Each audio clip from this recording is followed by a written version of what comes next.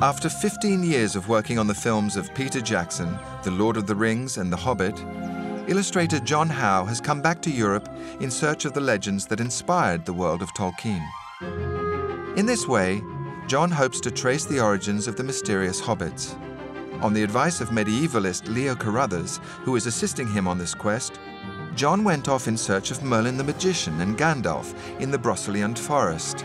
He then headed for Tintagel in Cornwall on the trail of King Arthur, seeking information on the background of Bilbo Baggins. Despite the discoveries made on these trips, this journey to the heart of the imagination is still far from complete. He must venture forth once again.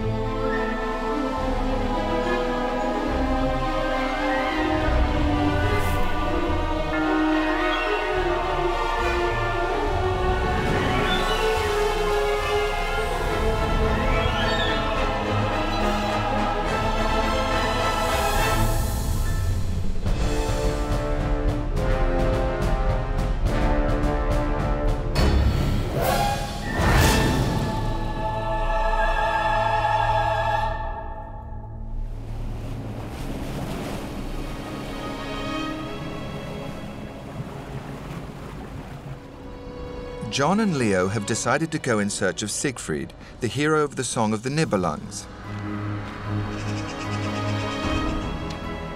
Siegfried, someone who might have inspired one of Tolkien's characters, King Aragorn.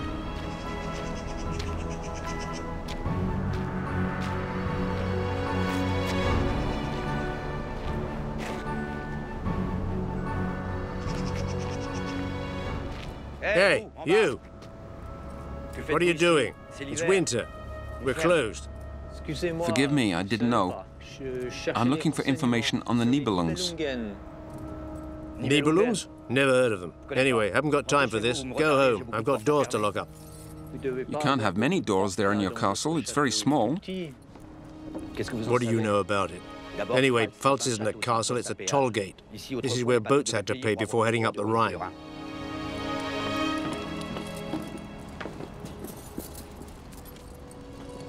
Are you still here? Get back in your boat and head back up the Rhine towards Worms. See where the river takes you. Now leave me alone. Come on. I don't like to keep my doors waiting. Worms, you say? Worms. You'll see.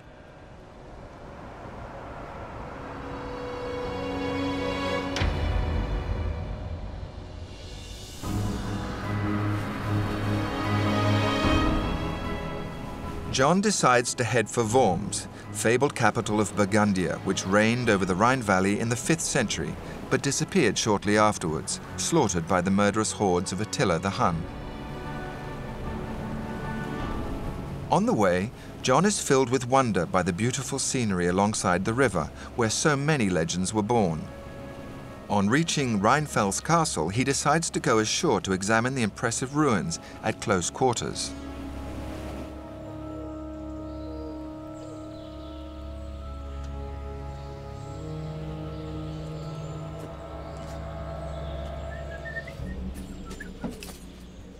You again? For God's sake, have you nothing better to do?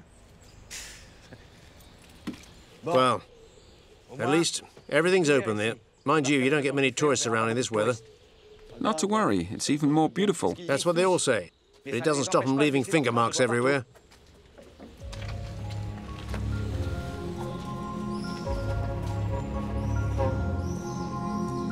Be sure to pay attention to the music.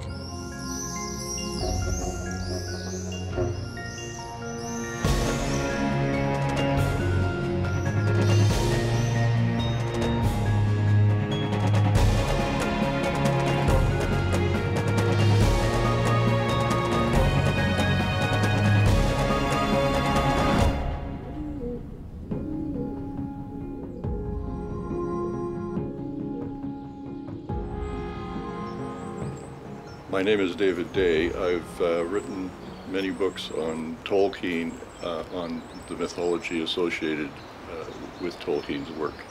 And I've come here today to meet John Howe, a fellow Canadian who's lived abroad for many years like myself. David, very pleased to meet you at last. Welcome to this beautiful ruin.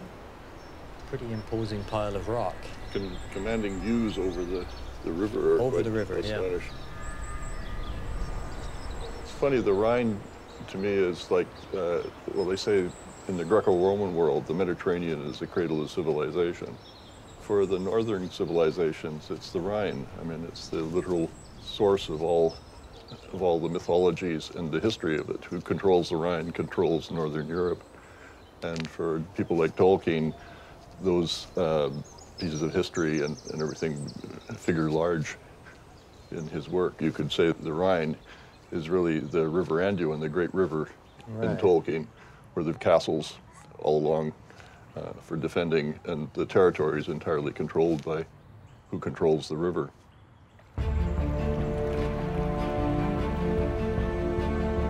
But it's also like the Rhine is the historic source of the massacre of the Burgundians.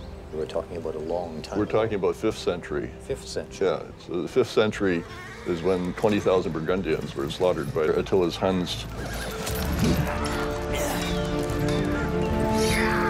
It was such a disaster that it reverberated through cultures all along the Rhine River and beyond, as far as Iceland and Norway, sort of racial shock of it. But it was retold over and over again. The historic incident was mythologized over the centuries, and it changed its emphasis depending on who was in control. So you're saying that from one historical event in the 4th or 5th century, these ripples spread, eventually in the form of legends, to be retold by successive storytellers for successive audiences, right up until the 12th or 13th century for the national German epic, the Niebelungen. Yes, the Niebelungen was born out of disaster among Germanic people in the 4th century, 4th, 5th century. And the ultimate hero in the Niebelungen is Siegfried. Is Siegfried.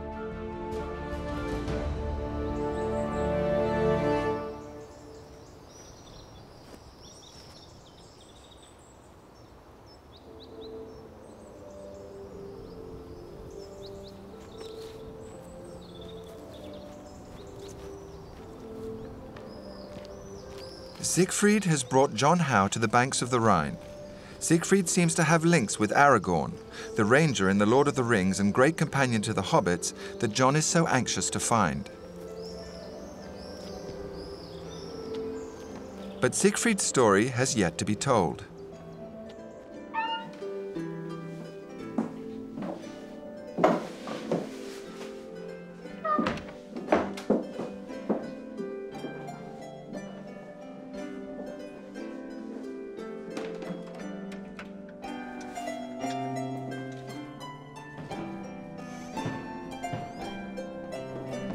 This way, please. Hurry along. This way. You're now in the manorial dining room of Marksburg Castle.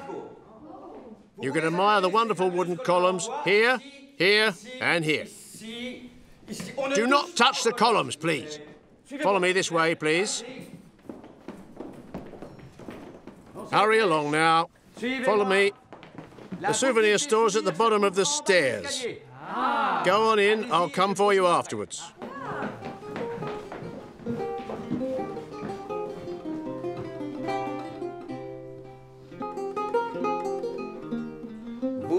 You're a man who likes to see things through, like I haven't got better things to do. Come on, follow me.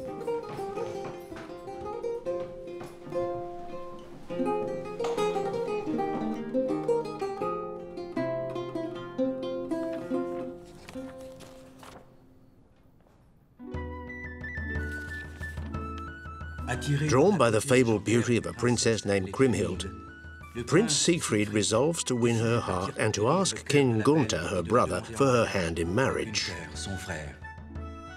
Accompanied by 12 of his best warriors, Siegfried leaves his father's kingdom, the Nederland, and reaches Worms, capital of the fierce Burgundian people, where the beautiful Kriemhild lives.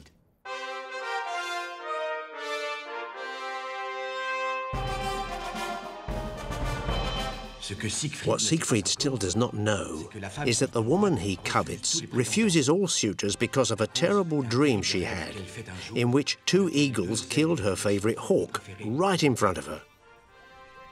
Intrigued by this dream, the young Kriemhild sought advice from her mother. "Oh, mother, what does this dream mean?" "My daughter," the queen told her, "this hawk represents the prince you will one day love and who will be killed by his enemies." Terrified and despondent, Kriemhild vows never to marry to ensure that the prophecy never comes true. Oblivious to Kriemhild's vow, Siegfried arrives at the gates of Worms as a hero. For Prince Siegfried is no ordinary prince. He is an invincible warrior whose exploits are the stuff of legend all around the world. Siegfried has a fabulous treasure, won in battle against the powerful Niebelungen kings and their partner in crime, the guardian of the treasure, Alberich the dwarf. Right. I'll leave you now. I have tourists to guide. If you want to know what happens next, ask him.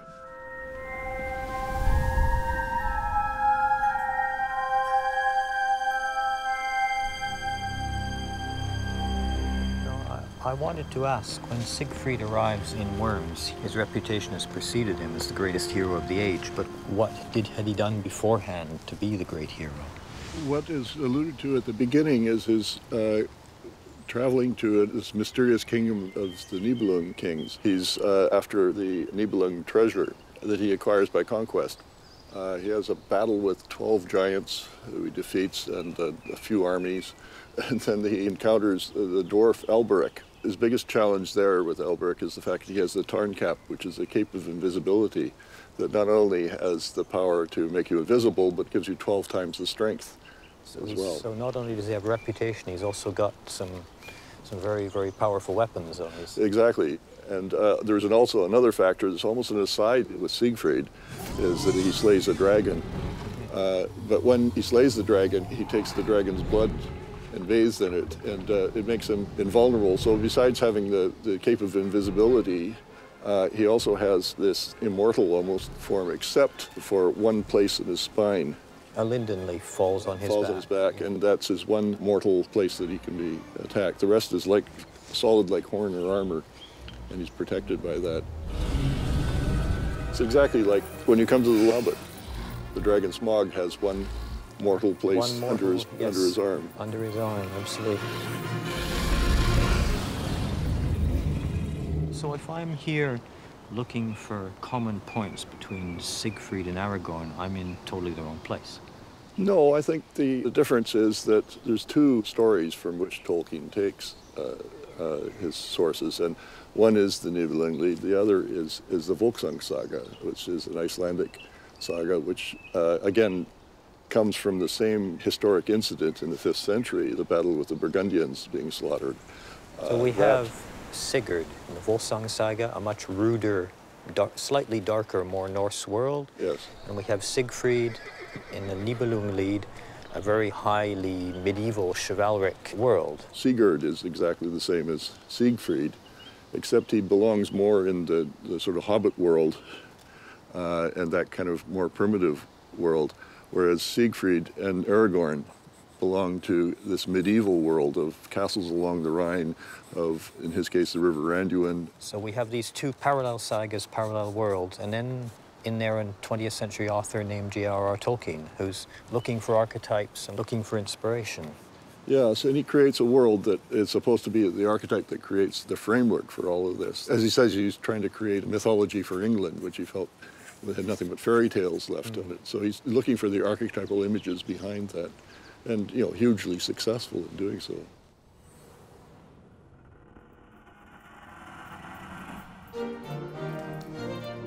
In creating the character of Aragorn, then, Tolkien drew inspiration from the rules of chivalry that prevailed in the Nibelungen world. But does that make The Lord of the Rings a medieval saga? Medievalist Leo Carruthers has a few ideas on the subject. The Lord of the Rings is not set in a definite period. The ambiance is most certainly medieval. On the other hand, there is no definite indication of dating or events that could place it in our Middle Age. It is timeless. Tolkien was above all passionate about languages in their most ancient possible versions, because he wanted to go back to source. Ancient texts fueled his imagination, because as well as being a philologist, that's to say, a student of ancient languages, he liked stories and was himself a good narrator, someone who liked to tell stories. Remember that The Hobbit began as a story he told his own children, drawn from elements he had already discovered through his professional activities. So he turned to the ancient imaginative world in order to fuel his own imagination. And in The Lord of the Rings, several different types of civilization coexist side by side. If we compare this with our own reality, our real history, it's as if different eras were superimposed, one on top of the other, which has never actually existed in reality. That's why I say that The Lord of the Rings is timeless and not set in the Middle Ages or in any single antiquity. Besides Siegfried and Aragorn, there are likenesses between the Niebelungen and The Lord of the Rings. There are the dwarves, who work in the mountains and like to amass treasure. There's gold. There's also a ring somewhere. I must have it somewhere.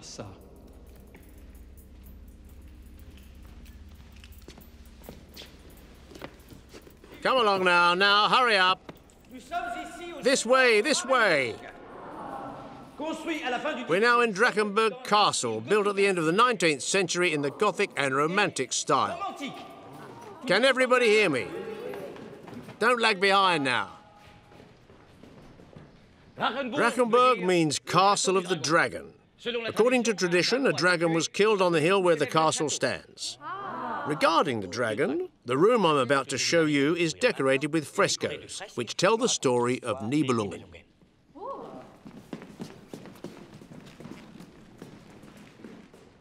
Not that way, you missed the room. Shall we press on?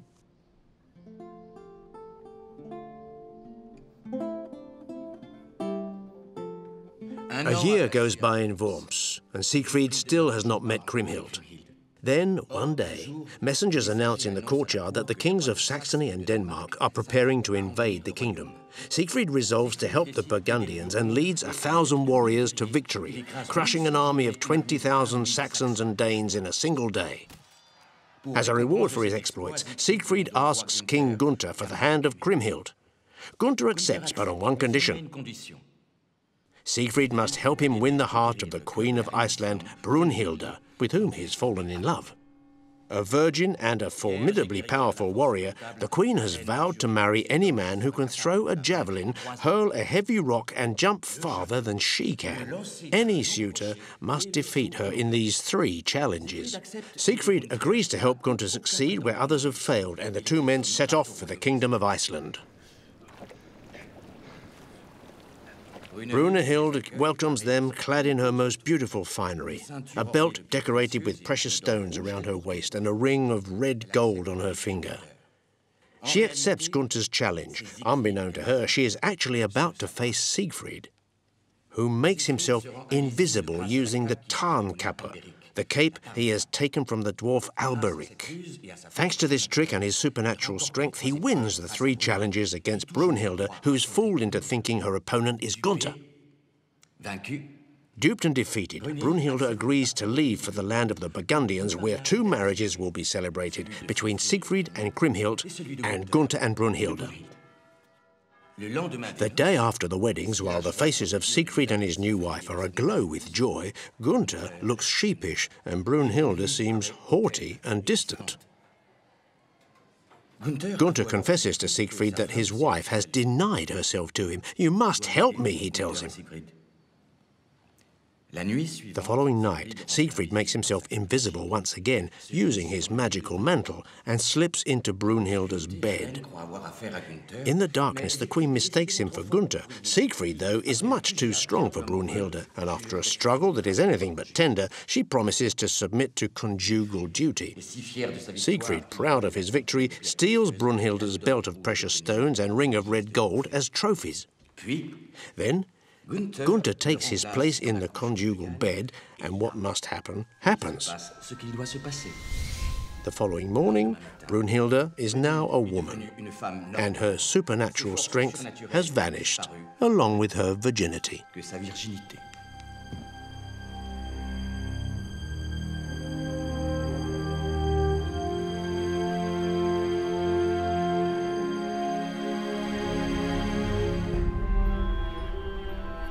It seems to me that there's quite a variety of magical objects in these stories, notably a ring.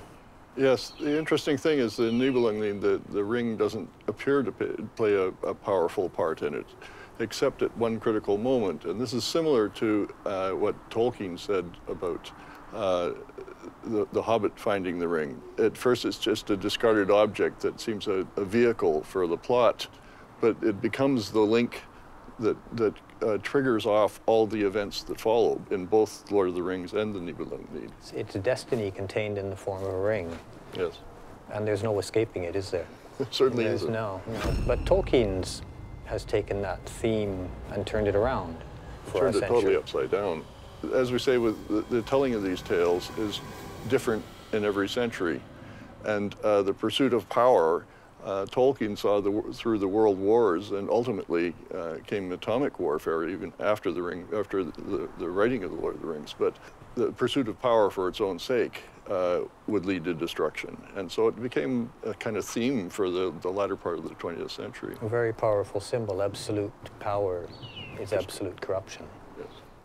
That theme just hit the right chord after the atomic bomb. Many people think that Mordor is the atomic war zone.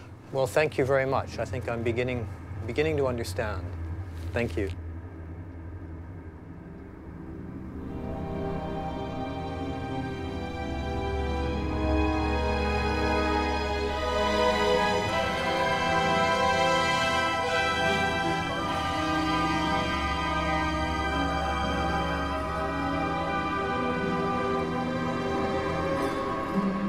In his quest to find Aragorn, the Siegfried Trail finally leads John Howe to the dragon Smaug, imagined by Tolkien and inspired by Fafnir, the dragon that features in Scandinavian sagas.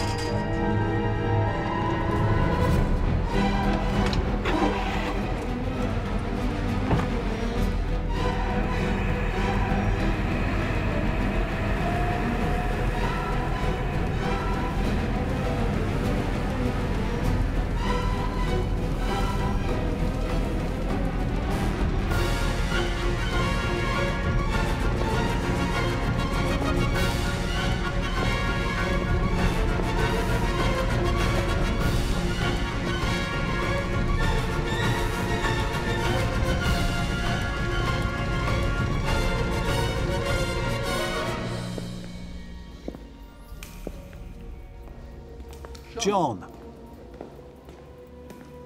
So, how did the last trip go? Well, we found Smaug, or almost. We found Fafnir. Fafnir is a lot like Smaug, Bilbo, the Hobbit's dragon. The two are tremendously alike. I think that in Fafnir we have the archetype of Smaug. He's a miserly dragon, lying on his mattress of treasure, and a formidable foe when disturbed. He is, however, a dragon who speaks. It's true that in the dialogue between Bilbo and Smaug, Tolkien was inspired by the legend of Fafnir and Sigurd. Both hold conversations with a dragon. They are fearsome things to talk to, with bewitching voices. Conversing with dragons is an extremely dangerous thing to do. In that case, That's where you need to look. You have to go north, towards Iceland, in search of dragons. That's good, because I love dragons.